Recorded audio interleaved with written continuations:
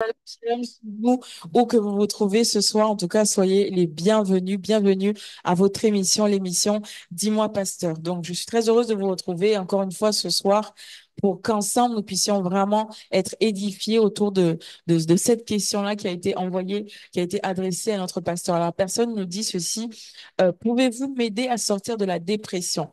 Et pour commencer, du coup, nous avons notre pasteur, le pasteur Pascal. Shalom, pasteur. Shalom Lo et chers internautes, shalom, shalom chez vous. Alors, juste pour commencer, qu'est-ce que la dépression? J'allais dire, euh, euh, et qu'est-ce que la dépression ou état dépressif, Ah, si je peux dire ça comme ça. état dépressif, dépression. Bon, je vais prendre d'abord très rapidement un concept humain. La dépression chez le psy, donc psychiatre, psychologue, psychanalyste, la dépression, c'est un trouble mental qui va affecter un comportement de quelqu'un. Donc, eux, ils disent c'est un trouble mental. Mais spirituellement, et la vérité, la dépression, c'est un dysfonctionnement spirituel. C'est une lutte des émotions derrière la source qui est la source des pensées, donc notre esprit. Parce que avant que les émotions ne dégénèrent dans la manière de nous pousser à nous comporter, ça démarre d'abord par la manière de penser que nous avons. C'est puisque nous pensons d'une manière que ça va amener à une lutte de nos émotions à l'intérieur, ça ou pas ça, comme ça ou pas comme ça. Et à partir de là, le comportement change automatiquement. Donc, spirituellement, c'est une lutte émotionnelle dont la source est spirituelle. C'est-à-dire que la source est dans nos pensées. Les perceptions que nous avons par rapport à une situation, par rapport à un environnement, par rapport à quelque chose qui s'est arrivé, par rapport à une manière de penser que nous avons, la source étant nos pensées, ça va générer à l'intérieur de nos émotions un comportement, un dysfonctionnement qui fera que le comportement que nous aurons à l'extérieur sera un comportement qui ne sera pas pour la gloire de Dieu, mais qui sera dépressif, ça, pardon. Donc, un état dépressif, c'est un état où une personne est paumée.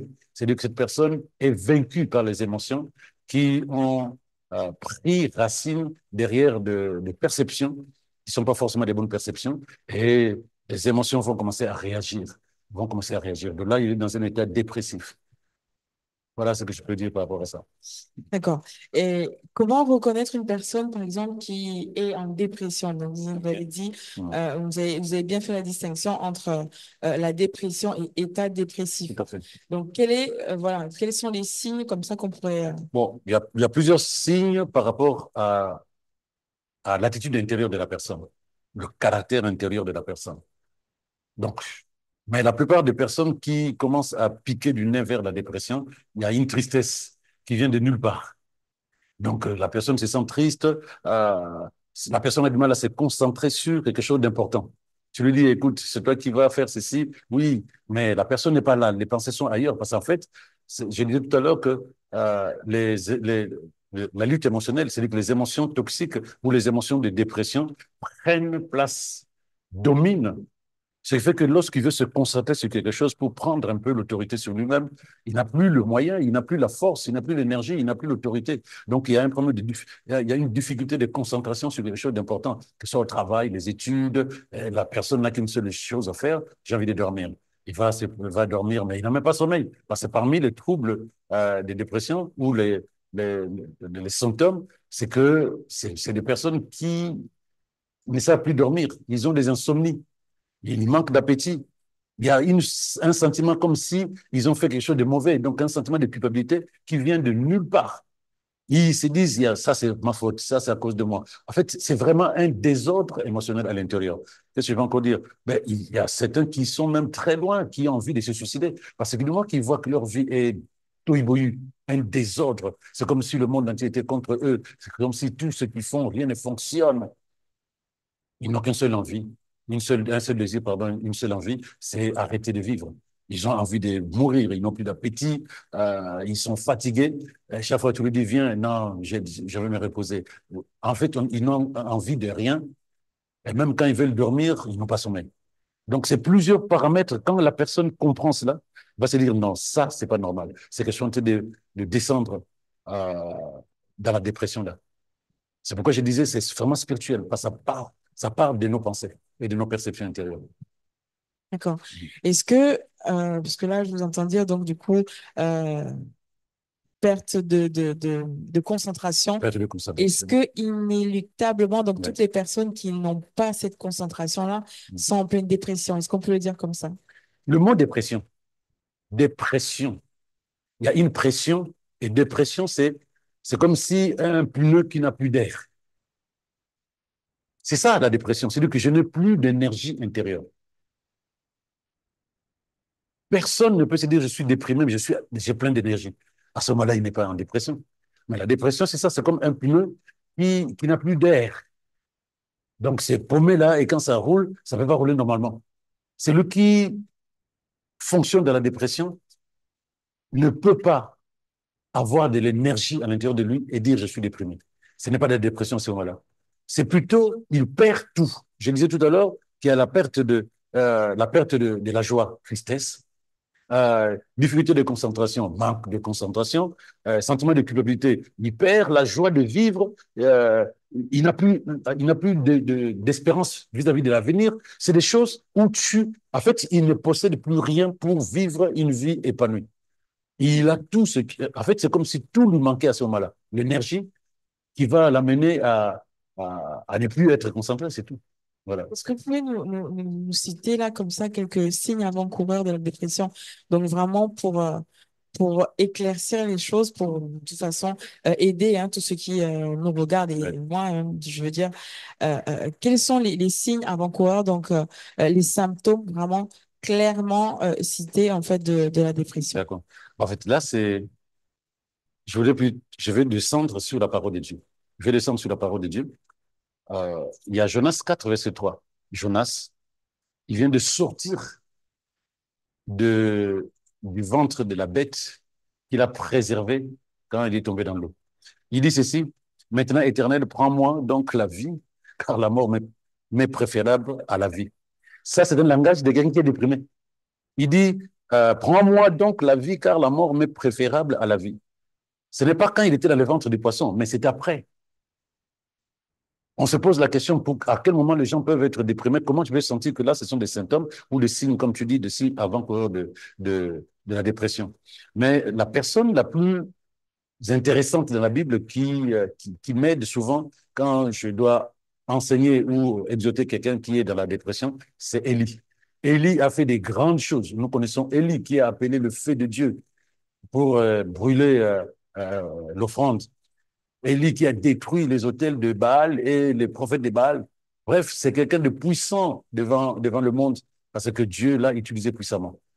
Mais quand il a manifesté la puissance de Dieu au travers le sacrifice, quand il a appelé le feu de Dieu sur son sacrifice, une jeune dame, j'ai toujours vu Jézabel comme une femme de 1,68 m par là, 40-50 kilos, et qui lui a dit, eh, allez dire à Élie, le jour où je le croise, je le tue.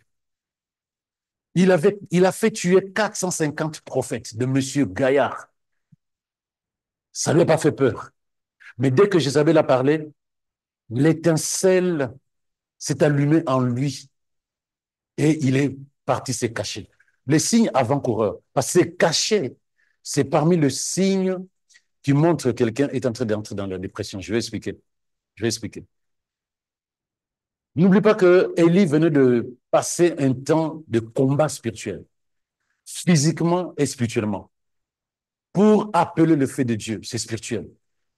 Prier, et tout ce qui s'est passé autour de ce défi avec les prophètes de Baal. Donc, il était épuisé physiquement et spirituellement. Beaucoup de gens ignorent que la fatigue, tant que tu ne règles pas le problème de la fatigue physique, de la fatigue mentale, la fatigue spirituelle, tu risques d'ouvrir la porte à la dépression. Tu risques d'ouvrir la porte à la dépression. Il venait d'avoir une grande victoire, mais son corps, son mental, son esprit était fatigué. Il était censé se ressourcer. La lutte spirituelle est dure et elle vide. Quand tu passes par des délivrances, par exemple, tu amènes quelqu'un à la délivrance en Christ Jésus, ces temps-là, c'est pas parce que les gens crient, sautent, non. Rien que l'énergie spirituelle que tu dois exprimer pendant ces temps-là. Ça demande. Même Jésus, quand il a fini de prêcher, il se retirait régulièrement pour se ressourcer. Il se retirait régulièrement. Et dans Marc 6, verset 31, Jésus dit aux disciples, venez à l'écart dans un lieu désert, reposez-vous un peu, reposez-vous un peu.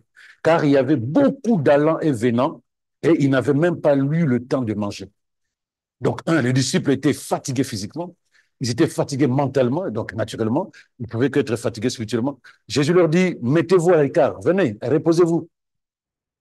Donc, il est nécessaire, lorsque tu sais que tu as investi de l'énergie physiquement, mentalement et spirituellement, prends le temps de te ressourcer parce que cela te rend fragile, cela te rend faible. Et c'est là où l'ennemi va t'attaquer. Lui, la Bible dit qu'il rôde. Il va chercher qui va se laisser dévorer. Mais quand il rôde pas physiquement, il rôde dans le monde spirituel, il attend que tu, tu sois plus capable de te concentrer sur la parole de Dieu parce que tu es fatigué. Tu ne sois plus capable de pouvoir te nourrir de la parole de Dieu parce que tu es fatigué mentalement. Et c'est là où il va commencer à t'insuffler des pensées qui ne sont pas des pensées que tu avais avant. Tu vas commencer à avoir une manière de réfléchir que tu n'avais pas il n'y a pas quelque temps. Tu vas commencer à te comporter euh, tu vas commencer à développer un comportement que tu n'avais pas avant. Pourquoi? Parce que il n'y a plus de sécurité, il n'y a plus de, j'allais dire, il y a plus de protection, il n'y a plus de vigilance. Mentalement, tu es fatigué, spirituellement, tu es fatigué, physiquement, tu es fatigué. C'est très important. Deuxièmement, qu'est-ce que je peux dire? N'oublie pas même que Dieu s'est reposé le sixième jour. Donc, le repos spirituel, physique, mental est important. Je parlerai aussi d'un symptôme que les gens négligent. Parce que la question, quels sont les signes avant-coureurs? Une fatigue. Je me sens fatigué tout le temps, je me sens fatigué mentalement, fais ça, oui, je suis fatigué, je le ferai demain. Voilà, on est dans la procrastination, on n'a pas envie de faire certaines choses. Ça, c'est un signe avant-coureur que je suis en train de m'affaiblir à l'intérieur de moi. N'oublie pas, je dis que la source est spirituelle. Il y a le retrait. On n'a pas envie d'être avec des amis. On n'a pas envie d'être avec les gens. J'ai envie de rester chez moi. Je quitte l'école, je rentre chez moi. Je quitte le travail, j'ai envie de rester chez moi. Pour faire quoi? Pas grand-chose. J'essaie de regarder un film, je ne termine pas. J'essaie de lire la Bible, pire encore là-bas, je ne sais même pas. Donc, en gros, quand on commence à se retirer avec un désir d'être seul, pose-toi la question, c'est quoi le problème? Élie, dans 1 roi 19, verset 3, Élie prit peur quand Jézabel a parlé, s'enfuit pour sauver sa vie. Il s'est rendu à Beersheba, dans le pays de Juda, et là, il laissa son serviteur. Mais quand il a laissé son serviteur, qu'est-ce qu'il a fait? Il est parti s'enfermer dans une grotte. Retrait. Quand quelqu'un commence à vouloir rester seul, c'est que dans son esprit, les pensées sont en train de, de, de se télescoper, pas pour la gloire de Dieu. Il est en train de réfléchir. Voilà quelqu'un qui vient de faire un grand miracle. Juste la voix d'une jeune femme l'amène à aller se cacher dans une grotte. Qu'est-ce qui s'est passé dans l'esprit de Élie? C'est ça qu'il faut aller voir d'abord. Parce que là, il est tombé dans la dépression. Il est tombé dans la dépression. Donc, si cela ne se remarque pas dehors, il faut que tu te vois en disant, OK, mais depuis un moment, cette sœur, ce frère, même moi-même, j'ai plus envie de rester dehors qu'à l'intérieur. J'ai envie de rester seul qu'avec les gens. Je veux m'isoler. Je veux m'isoler. Au verset 4, c'est ça qui dit. Il marcha pendant une journée dans le désert et alla s'asseoir sous un arbuste, un jeûner. Il souhaitait mourir. J'ai parlé des idées de suicide. Il souhaitait mourir et il dit, maintenant Seigneur, j'en ai assez. Reprends ma vie, car je ne vaux pas mieux que mes ancêtres. Mais qu'est-ce qu'il a fait de mal? Pourquoi il parle comme ça? Mais Dieu venait de l'utiliser puissamment. Entre le miracle et ses paroles, qu'est-ce qu'il y a au milieu? Il y a une voix d'une femme, un message. Parce que tu peux être bien, tu te réveilles avec des bonnes dispositions, un message sur le téléphone, un message au travail, un message peut te bouleverser. Mais c'est pas ce jour-là où tu es bouleversé que ça a commencé. Tu étais déjà affaibli mentalement et spirituellement. Donc le message que tu reçois ne fait que déclencher la procédure de la dépression. Lui, il a fait un travail énorme mentalement, physiquement et spirituellement. Donc il était bien. Si le message de Jézabel était venu avant le défi du sacrifice, ça n'allait pas le gêner de cette manière-là. Il était plein d'énergie. ce qui lui a permis de pouvoir faire le miracle. Mais le message de Jézabel lui vient après. Il était déjà physiquement fatigué, il devait se reposer. Donc, du coup, l'ennemi se dit c'est le meilleur moment. Entre le miracle de Dieu, le feu de Dieu qui descend, et cette parole lui dit j'en ai assez, reprends ma vie, parce qu'il souhaitait mourir, il n'y avait que la voix de Jézabel. Et cette voix-là amène un grand prophète à vouloir mourir. Voilà le spirituel. En fait, on peut rester seul si tu veux. Être seul, ce n'est pas un signe précurseur de, de, de la dépression. J'ai envie de rester seul, j'ai fait des trucs, mais je me sens bien. C'est différent de l'isolement. La solitude, non, je suis là, j'ai envie de rester seul un peu, d'être méditer, écouter des chansons, nettoyer ma maison. Voilà, j'ai pas envie de sortir, quoi. Bref, ça, ce n'est pas un signe précurseur, mais l'isolement, je me sens pas en sécurité dehors. Je n'ai pas envie d'entendre d'autres voix que la mienne. Et la tienne, tu n'entendras pas. Tu n'entendras que la voix des pensées indésirables qui dominent et qui dominent l'intérieur de toi. Donc, ça amène un grand prophète à vouloir la mort. Un chrétien, c'est une brebis. La brebis du Seigneur. Mais un chrétien, une brebis ne peut pas s'écarter du troupeau. Donc, quand tu vois quelqu'un qui commence à lâcher l'église, qui commence à lâcher la communion fraternelle, ou même les amis, c'est comme une brebis qui est en train de vouloir quitter le troupeau. Il est en danger puisque c'est là où la Bible dit votre adversaire, le diable, rôde, il cherche qui va se laisser dévorer. Donc quand tu sens quelqu'un comme ça, allez lui rendre visite. Il est en dépression. Il faut aller lui rendre visite. Il ne faut pas abandonner la communion fraternelle. Mais puisque la personne qui commence à tomber dans la dépression a tendance plutôt à s'isoler, il faut que maintenant ceux qui discernent cela courent la mener à sortir de ça. Ce n'est pas la solution. La tendance, tu sors pas avec nous, on a un film, non. On a un restaurant, non. Mais il y a une prière à l'église, non. L'isolement. Le diable veut t'isoler pour mieux te détruire. Et un dernier point peut-être, c'est la personne commence à s'apitoyer sur elle-même. La personne commence à s'apitoyer sur elle-même. Pitié de soi. C'est une forme de destruction sur soi-même. On n'a plus confiance en soi. Je commence à m'apitoyer. Tu prends le verset 4 que j'ai lu tout à l'heure de 1 roi 19. Et il dit, il souhaitait mourir. Il dit, maintenant Seigneur, j'en ai assez, reprends ma vie. Je ne vaux pas mieux que mes ancêtres. Il commence à s'apitoyer. Et au verset 9 à 10, quand on descend un peu, euh, il arrive, la Bible dit, arrivé à Horeb, Élie entrait dans une caverne. J'ai parlé de ça tout à l'heure. Il va se cacher où il passait la nuit. Alors le Seigneur lui adressa la parole. Pourquoi es-tu ici, Élie? Ici signifie pourquoi tu es dans cet état. C'est comme si l'Esprit de Dieu te dit, bah, tu es en dépression. Pourquoi tu es en dépression? Parce que tu as laissé les pensées indésirables, les pensées indépendantes euh, dominer tes pensées et ça a généré des émotions toxiques à l'intérieur de toi et ton comportement, ton attitude, tes perceptions ont changé. Qu'est-ce que tu fais là? Parce que toi, tu es enfant de Dieu, tu es censé te focaliser sur ce que j'ai dit te concernant. Il dit, pourquoi tu es ici, Élie? Et lui, qu'est-ce qu'il répond? Écoute, il dit, Seigneur, Dieu de l'univers, écoute très bien, je t'aime tellement que je ne peux plus supporter la façon d'agir de ton peuple israélite. Moi, je t'aime tellement, mais eux, ils sont pas bien. Parce qu'un dépressif, ou bien celui qui tombe dans la dépression, a tendance de voir que les autres sont la cause de son malheur. C'est très difficile de se dire, mais pourquoi je me sens comme ça? Il faut toujours que les autres soient la cause de son malheur. Moi, je t'aime tellement que je ne supporte plus la façon d'agir des Israélites. Ils ont rompu ton alliance. Ils ont démoli tes hôtels. Ils ont tué tes prophètes. Je suis resté moi seul et ils cherchent à monter la vie. C'est pas vrai. Ils s'apitoient sur lui-même. Comme je dis souvent, les gens ont tendance à vouloir s'apitoyer quand ils vont prier pour que Dieu ait compassion. Dieu me dit non. Ce qu'il est la vérité de ma parole. Dieu l'a confondu. Parce que Dieu lui dit non, tu n'es pas seul.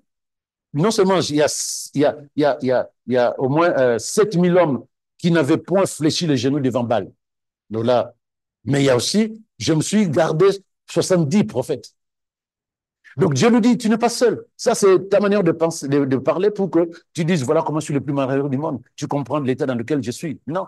Celui qui commence à tomber dans la dépression, La première chose, il, parmi les symptômes, il s'appuie sur lui-même et il accuse les autres. Il s'appuie sur lui-même et il accuse les autres. Donc voilà à peu près le signe avant-coureur. Donc lorsque tu vois ça chez toi-même ou tu vois ça chez un frère ou une sœur, dis-toi, il faut qu'on arrive à arrêter le circuit qui commence qui s'est déclenché là. Voilà. Est-ce que, juste rapidement, en revenant sur Élie, est-ce qu'on peut dire que, ben, vu qu'il traversait vraiment ce moment de dépression-là, Mm. est-ce qu'on peut dire qu'il avait perdu confiance en Dieu? Est-ce qu'on peut parler de perte de Non, confiance? il n'a pas perdu confiance en Dieu. Euh, le monde spirituel, c'est une réalité. De la même manière que lorsque tu as travaillé toute la journée, toute la semaine, tu as besoin de te reposer les week-ends. Sinon, un an après, tu prends des vacances.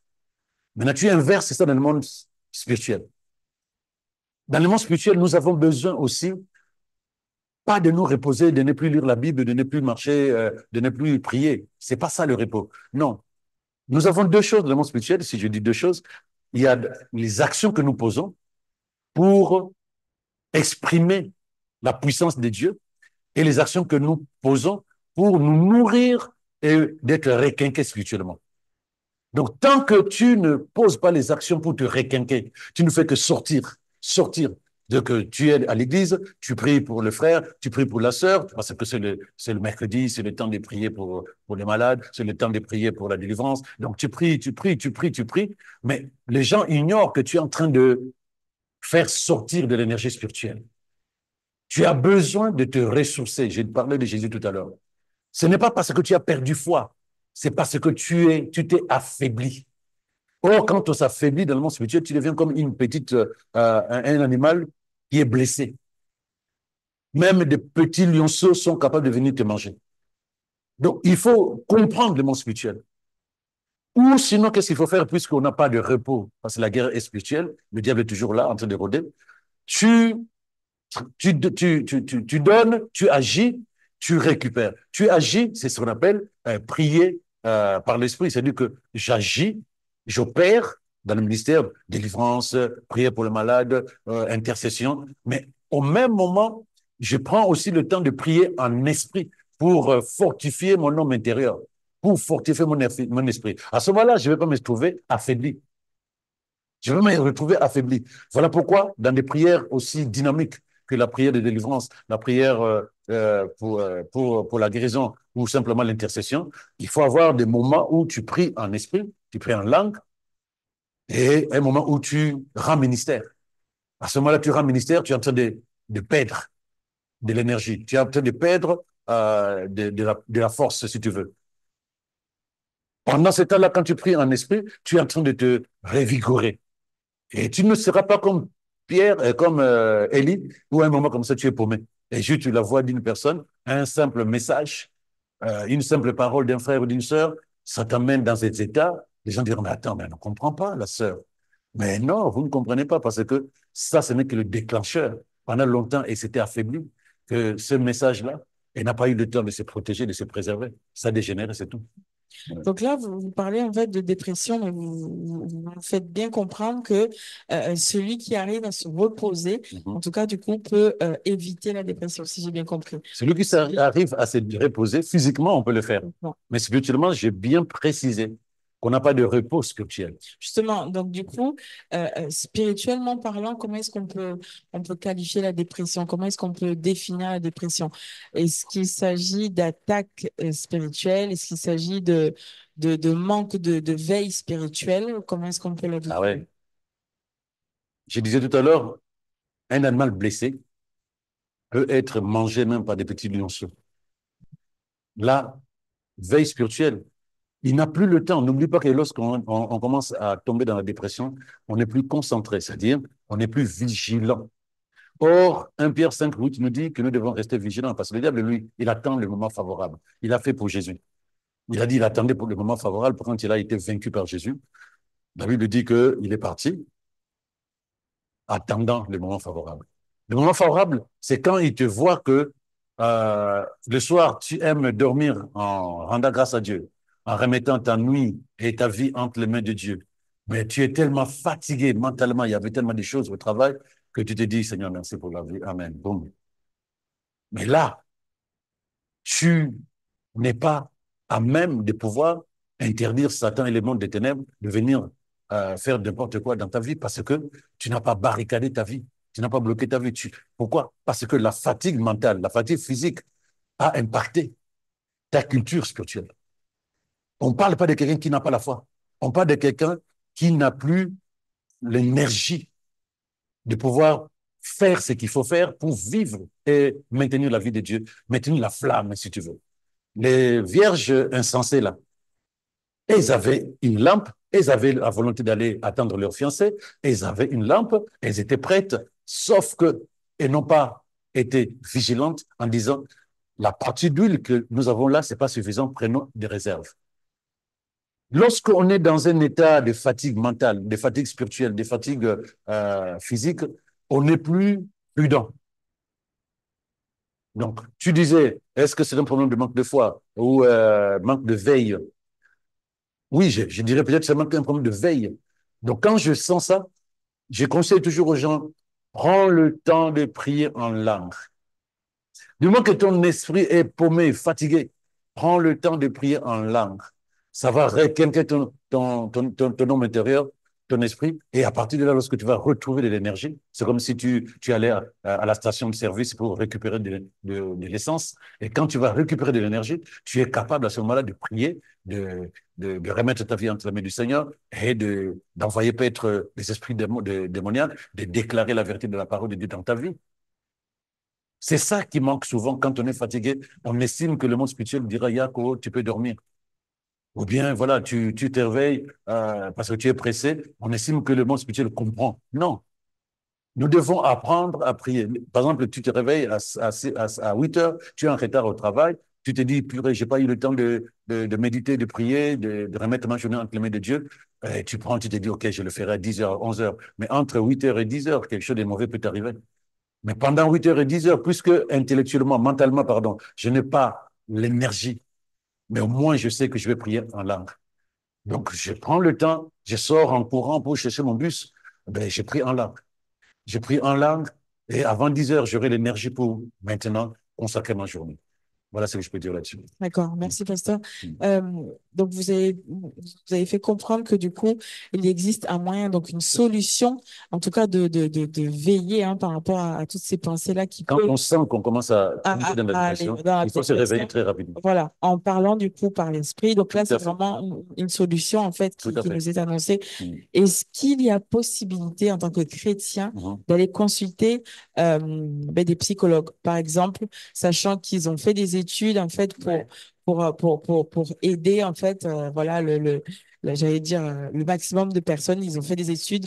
Est-ce que c'est quelque chose de négatif que d'aller voir du coup un psychologue qui en tout cas voilà s'y connaît un peu et qui pourrait peut-être nous aiguiller sur comment faire, ne pas être surchargé, ne pas arriver au burn-out, ne pas passer par la dépression et toutes ces choses. Bon, ça me fait sourire parce que c'est un débat. Il y a des églises qui ont des psychologues, des pasteurs psychologues. Donc, il est pasteur, il est psychologue. Il y a des gens qui sont dans les églises qui vont voir des psys. Ah, je suis suivi. Ou bien, je sais pas comment il dit ça. Je vois quelqu'un. Donc, voilà, je vois quelqu'un pour ne pas dire je vois un psy. Parce que c'est une maladie honteuse. Ça veut dire, c'est un état honteux pour les chrétiens, la dépression. C'est comme si tu n'étais pas un bon chrétien. Mais je te garantis qu'il y a même des pasteurs. Je connais un pasteur là, un pasteur argentin. J'ai noté même son nom tout à l'heure là. Il s'appelle euh, Paolo. Le pasteur Paolo, c'est un pasteur assez connu en Argentine. Qu'est-ce qu'il a dit lui? Il a dit, ma plus grande tentation n'est pas l'argent, n'est pas le sexe ou d'autres péchés. Mais ma plus grande tentation, c'est abandonner, renoncer, le désespoir, la dépression, perdre le courage. Ça lui traumatise dans sa tête. Donc, c'est un grand serviteur de Dieu. Il y a des grands aussi politiques euh, qui sont tombés dans la dépression plusieurs fois. Donc, ça ne doit pas gêner quelqu'un. Maintenant, est-ce que je peux aller voir un psy? Est-ce que nous allons voir un médecin lorsque nous avons mal au ventre? Est-ce que nous allons voir un médecin lorsque nous avons des maux de tête pendant 3 semaines qui ne s'en vont pas alors que nous avons prié? Et nous avons pris des Doliprane éventuellement. Oui, nous le faisons. Mais prenons d'abord ces gens-là, une partie de ma réponse. Prenons d'abord ces gens-là comme des médecins. des gens à qui Dieu donnait une certaine sagesse du monde, pas spirituelle, pour essayer de nous conseiller sur certaines choses. Mais je conseillerais les gens de commencer à se dire, la dépression commence dans mon esprit, ma manière de penser, mes perceptions. Et je n'ai pas su contrôler ces pensées. Je n'ai pas su jeter dehors ces pensées indésirables, ces pensées indépendantes pour les remplacer par la parole de Dieu. Parce que ça commence d'abord à te titiller une fois, deux fois, trois fois, et tac, il suffit d'une flamme et ça dégénère. Donc forcément, il faut que je me pose la question, pourquoi je suis arrivé à laisser ces pensées comme ça, sachant que la parole de Dieu est capable de remplacer, puisque je vois la pensée de Dieu dans la parole, je remplace les images que me vécu la parole de Dieu, là où les images de tristesse, de peur, d'angoisse, de manque d'espérance commencent à nourrir mon esprit, je les remplace. Je n'aurai pas besoin de voir un psy. Le psychologue ou psychiatre, ça vient de psouké, psouké, âme. Je disais au début que la dépression, c'est une lutte émotionnelle dont la source est spirituelle. Le psychiatre, le psychologue, il va juste essayer de gérer l'histoire derrière pas les symptômes, mais le comportement extérieur. C'est ça qui va l'intéresser. Comment calmer le comportement extérieur? Comment arriver à peser ton état intérieur par des médicaments chimiques qui vont t'amener à te dire, OK, là, je me sens bien, mais enlève les médicaments, tu ne te sentiras toujours pas bien. Sinon, il va te donner des conseils humains, mais qui vont pas forcément, qui peuvent régler un problème. C'est les conseils. Mais qui peuvent pas forcément régler ton problème parce que la source de la dépression est spirituelle. Tu ne peux régler totalement la dépression que lorsque tu cherches la solution spirituelle qui est la parole de Dieu et que tu l'intègres à l'intérieur de toi. Il y a des gens, j'ai connu, toi aussi sûrement, qui ont vu des psys, mais qui n'ont pas forcément réglé le problème. Ça s'est un peu atténué parce que tout bon conseil est bon à prendre. Mais pour régler un problème spirituel, il faut une solution spirituelle. Voilà ce que je peux dire là-dessus. Passons, nous arrivons à la fin de cette merveilleuse émission, en tout cas, qui permet de mettre un doigt, hein, des fois, sur certaines choses, en fait, par lesquelles on passe, Oui, mais dont on ignore totalement la définition. tout à fait. Alors, devant le manque de concentration, devant l'envie de s'isoler, l'envie de mourir, l'envie d'être dans son coin, de Oui. rien faire, à remettre à demain, voilà, le manque d'appétit, devant toutes ces choses, Mhm. euh, comment est-ce que vous pouvez, en tout cas, aujourd'hui, aider tous ceux qui nous regardent ce soir Mhm. à sortir, en fait, de cet état appelé dépression? La première des choses, c'est croire, comprendre, comme l'Esprit a parlé aujourd'hui, que la dépression n'est que la conséquence d'un dérèglement de mes émotions qui ont pris le relais.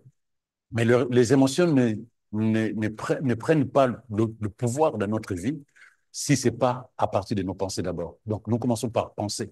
Et à partir de ces pensées, les émotions déclenchent le comportement que nous devons prendre à l'extérieur. La chose la plus importante, c'est savoir que la dépression a une source spirituelle. Donc, je ne vais pas chercher qui a fait quoi, parce que celui qui entre dans la dépression a tendance à accuser le monde entier autour de lui, en disant on ne me comprend plus, je suis seul, on ne comprend pas, on ne m'aime pas, tout ça. Mais la première chose, c'est dire c'est spirituel. Je dois déjà rester en paix et essayer de discerner à la lumière de la parole de Dieu, avec le soutien du Saint-Esprit, de quoi ça retourne et qu'est-ce que je dois faire. Pas l'apôtre Paul, David dit dans le psaume 43, verset 6, les gens connaissent ce verset, pourquoi donc, ô mon âme, es-tu si abattu? Dépression.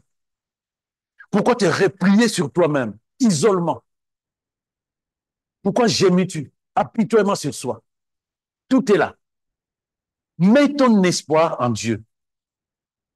Quand la dépression et toutes ces pensées indésirables commencent à te faire comprendre que non, mieux vaut mourir, lui, il dit à son âme, c'est son esprit qui parle, mets ton esprit en Dieu, moi, je le louerai encore car il est mon sauveur, mon secours et mon Dieu. Mon sauveur, il va nous sauver de ce que tu penses être euh, inéluctable. Il est mon secours. Il va régler le problème, il va résoudre notre problème et il va nous amener à vivre une vie meilleure. Il dit, il est mon Dieu. Il n'y a personne qui est au-dessus de Dieu. Et il n'y a aucune situation qui peut dépasser le Dieu en qui je crois. Donc, mon âme ne gémit pas, ne soit pas abattue. La première des choses, puisque la dépression vient du spirituel, je dois me positionner sur le spirituel. C'est la première des choses, il faut que je sois en paix. Deuxièmement, euh, si je dois revenir sur Élie, Dieu l'a amené sur la montagne. On appelle la montagne de Dieu. Il l'a mené sur la montagne. Lorsque tu vas te cacher dans une grotte, bien aimé, il faut chercher à sortir de là. Il faut chercher à sortir de la grotte comme Élie. Monte sur la montagne de Dieu. La montagne de Dieu, c'est le synonyme, c'est le symbole d'une vie de prière plus intense que d'habitude. Je sais bien que quand on est dans la dépression, et la Bible, et la prière, et Dieu, et l'Église, et le pasteur, toutes ces choses-là, on a envie de tout casser, mettre au feu. On ne veut plus rien du tout. Malheureusement, c'est une erreur. Il faut plutôt faire ce que tu n'as pas envie de faire. Il faut faire ce que tu n'as plus envie de faire, car la solution est là-bas. Élie, Dieu l'a mené sur la montagne, appelée montagne de Dieu. Il faut que tu ailles sur la montagne. Tu dis, je veux passer du temps dans la prière. Et puisque ton âme est totalement toiboyu, utilise la prière en langue. 1 heure, 2 heures, prie en langue. Appelle-moi si ça ne marche pas. Parce que moi, je sais que si tu le fais, tu verras que tu vas sortir de la grotte. Tu verras que l'énergie que tu as perdue totalement, comme j'ai dit au début, l'énergie dans tout, tu n'as plus envie de rien. Tu vas retrouver envie de vivre, envie de chanter, envie de prier, envie d'aller voir des amis, envie de te faire un bon repas, envie de manger même 4 pizzas. Tu te sens bien parce que la prière en langue va te connecter à Dieu. Ta prière ne sera pas impactée par tout ce que ta manière de penser et tes perceptions et l'impact des émotions toxiques. Tu parles à Dieu et Dieu te rend fou. Dieu te remet, tu reçois l'énergie. Première chose, sois en paix. N'oublie pas que Dieu est fidèle à sa parole te concernant. Deuxièmement, sors de la grotte, va sur la montagne, prie plus que d'habitude. Mais puisque tu n'as plus la possibilité de prier normalement, prie en langue. Tout ça, ta prière en langue ne va pas être impactée par ce qui se passe dans ta vie avec la dépression, les émotions et tout ça. Et troisièmement, laisse Dieu te parler concernant ce qui t'a amené dans cet état. Parce que le diable a utilisé tes propres pensées pour les transformer en des pensées contre toi. Et ensuite, il a ajouté ses inspirations à lui. Il a commencé à influencer ta manière de percevoir la vie, de percevoir la situation. Comment tu peux comprendre qu'un grand prophète comme Élie tombe dans la dépression jusqu'à aller se cacher parce qu'une jeune dame lui a dit, je te vois, je te tue. Lui qui a tué 450 prophètes. Lui qui a appelé le feu du ciel. Qu'est-ce qui s'est passé dans son esprit? C'est ça que tu dois régler. C'est ça que rappelle-toi bien aimé que dans Ésaïe 43, verset 2, Dieu dit ceci, quand tu traverseras l'eau, je serai avec toi. Quand tu franchiras les fleuves, tu ne te noyeras pas, tu ne seras pas submergé. Quand tu passeras à travers le feu, tu ne peux pas te brûler. Les flammes ne t'atteindront pas. Je ne t'abandonnerai point. Je ne te délaisserai point. Je serai avec vous jusqu'à la fin du temps. Bien-aimés, nous sommes sur terre. La terre est polluée parce que Satan est encore le maître de cette terre depuis que Adam et Ève lui ont cédé le pouvoir, l'autorité, le droit qu'ils avaient sur la terre. Donc Satan, quand tu vis sur la terre, chrétien ou non chrétien, il y a des situations que nous tous, nous sommes appelés à vivre. La différence entre un non-chrétien et un chrétien, c'est la compréhension que ce n'est pas ma vie. C'est pas ma vie. Moi, je suis chrétien. J'ai la vie de Dieu. C'est celle-là qui a ma vie. Ça, là, c'est rien du tout. Ça peut arriver, mais ce n'est pas ça qui fait ma vie. N'oublie pas que Dieu est avec. Quel que soit ce qui peut amener à perdre la joie de vivre, la joie de prier, la joie de travailler, quel que soit ce qui peut t'amener là, quel que soit ce que le diable peut utiliser comme source de dépression, toi, tu ne dois pas perdre de vue que Dieu a dit, je ne te délaisserai point, je ne t'abandonnerai point jusqu'à la fin du monde. Cela signifie que, alors que tu traverses ce moment-là, Dieu est avec toi. Puisqu'à ce moment où je te parle, de ma bouche, Dieu est en train de te réveiller pour que tu secoues la cendre, que tu enlèves le sac, que tu dises, je veux davantage prier, je vais sur la montagne de Dieu, et tu entendras Dieu te parler. Un un murmure comme Élie. Ne cherche pas quelque chose de puissant. Tu entendras juste Dieu apaiser ton cœur, et tu vas entendre l'Esprit te dire, ne t'inquiète de rien, mais en toute chose, viens, viens me faire connaître tes besoins par des prières, des supplications et d'actions de grâce. Et tu verras que la paix de Dieu qui surpasse toute intelligence gardera ton cœur et tes pensées, ton esprit en Christ Jésus. La dépression, tu sentiras comme une turbulence, mais tu ne vas pas tomber jusqu'à la grotte. C'est ma prière pour toi, bien-aimé. Tu traverseras le feu, tu traverseras les eaux, Dieu sera avec toi. Ne pense pas que tu es seul. Sois béni énormément et sois fortifié énormément aussi.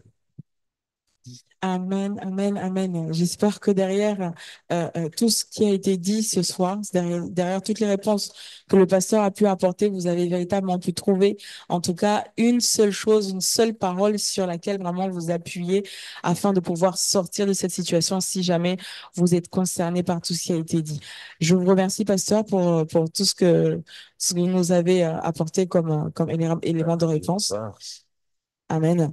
Je vous souhaite de passer une excellente soirée. Voilà, on fait comme d'habitude, on partage à un maximum de personnes, à nos amis, à nos collègues, afin de véritablement permettre aussi que quelqu'un soit béni et encouragé, sachant que voilà, là on est vraiment dans un monde où tout fonctionne 1000 à l'heure. Et si jamais quelqu'un se retrouve dans une situation de dépression, en partageant cette émission, vous pourrez véritablement lui éviter le pire. Nous bénissons abondamment et nous vous disons à la semaine prochaine. Shalom, shalom.